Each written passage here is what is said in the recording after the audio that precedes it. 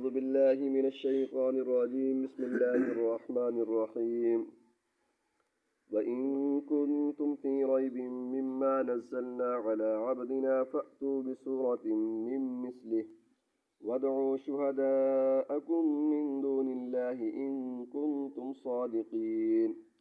فإن لم تفعلوا ولن تفعلوا فاتقوا النار التي وقودها الناس والحجارة أعدت للكافرين صدق اللہ العظیم۔ وَإِن كُنتُمْ فِي رَيْبٍ مِّمَّا نَزَّلْنَا، اگر تمہیں شک ہو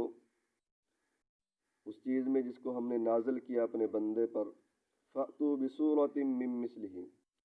تو لاؤ اس جیسی کوئی ایک صورت، وَادْعُوا شُهَدَاءَكُم مِّن دُونِ اللَّهِ، اور تم بلا لو اپنی مدد کے لیے اللہ کے سوا کو، ان کنتم صادقین، اگر تم سچے ہو، فَإِن لَّمْ تَفْعَلُوا، پس اگر تم نے نہ کیا، وَلَن تَفْعَلُوا، اور تم کر بھی نہیں سکتے، فَاتَّقُوا النَّارَ الَّتِي، تو ڈرو اس آگ سے، الَّتِي وَقُودُهَا النَّاسُ وَالْحِجَارَةُ، جس کا ایندھن لوگ اور پتھر ہے، وَأُعِدَّتْ لِلْكَافِرِينَ، کافروں کے لیے تیار کی گئی ہے۔ اللہ تعالیٰ کی توحید کے بعد بھائی دوسرا نمبر ہے جناب رسول اللہ صلی اللہ علیہ وسلم کی رسالت کا، کہ ایمان اسی وقت مکمل اور صحیح ہوگا کہ اللہ کی توحید کے ساتھ اللہ کے نبی صلی اللہ علیہ وسلم کی رسالت کے اوپر بھی ایمان ہو۔ یہ جو دنیا کے اندر بڑے بڑے حکماء اور بڑے بڑے دانشور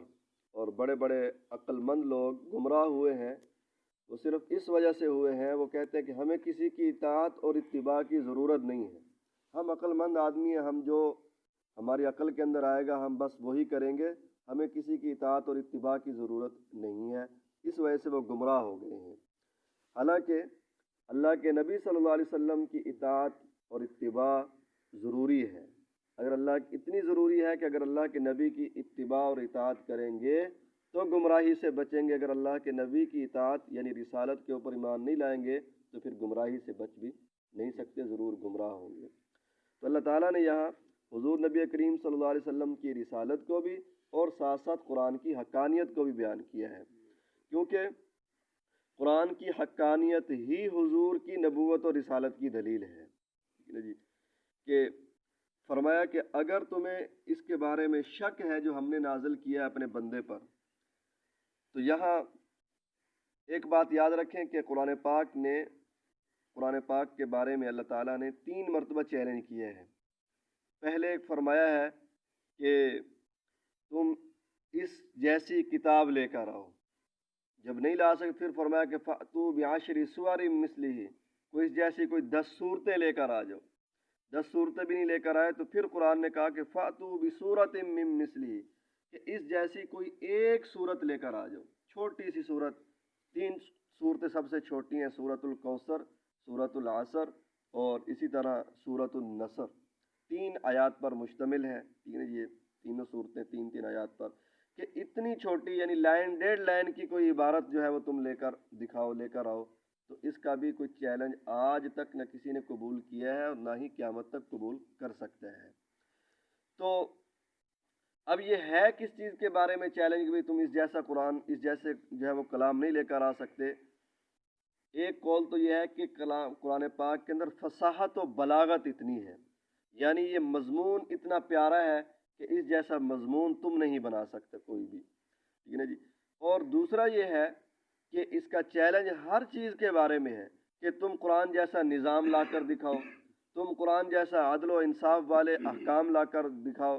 تم قرآن جیسے جو ہے دستور لا کر دکھاؤ، تو جو قرآن کی فصاحت و بلاغت ہے اس جیسی فصاحت و بلاغت والا کلام بھی نہیں لا سکتے، اور جو قرآن کا نظام ہے، قرآن پاک کا جو ہے دستور ہے، اس جیسا نظام اور دستور بھی تم نہیں لا سکتے، اس کے بارے میں بھی جو ہے ایک قسم کا چیلنج ہے۔ اور فرمایا کہ علی عبدنا، ہم نے اپنے بندے پر نازل کیا ہے، تو بھئی بندے سے مراد حضور نبی کریم صلی اللہ علیہ وسلم ہے، اور جہاں بھی عبد کا تذکرہ آتا ہے وہاں پر اللہ تعالیٰ کا خصوصی جو ہے وہ یوں سمجھیں کہ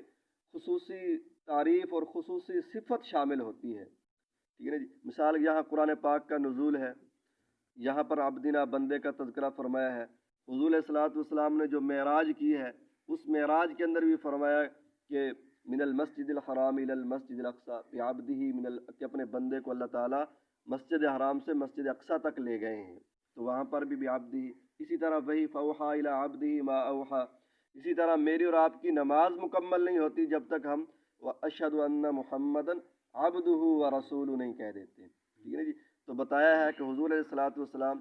اللہ تعالیٰ نہیں ہے، الوہیت نہیں ہے، اللہ کے نعوذ باللہ کوئی بیٹے نہیں ہیں، بلکہ یہ اللہ کے بندے ہیں. ٹھیک ہے جی. اور باقی بھائی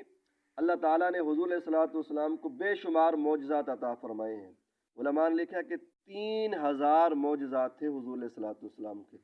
ان میں سے سب سے بڑا معجزہ اور جو دائمی معجزہ ہے اور جو آج تک معجزہ ہے وہ قرآن پاک کا معجزہ ہے. ٹھیک ہے جی. یہ سب سے بڑا اور حضور علیہ الصلوۃ والسلام کا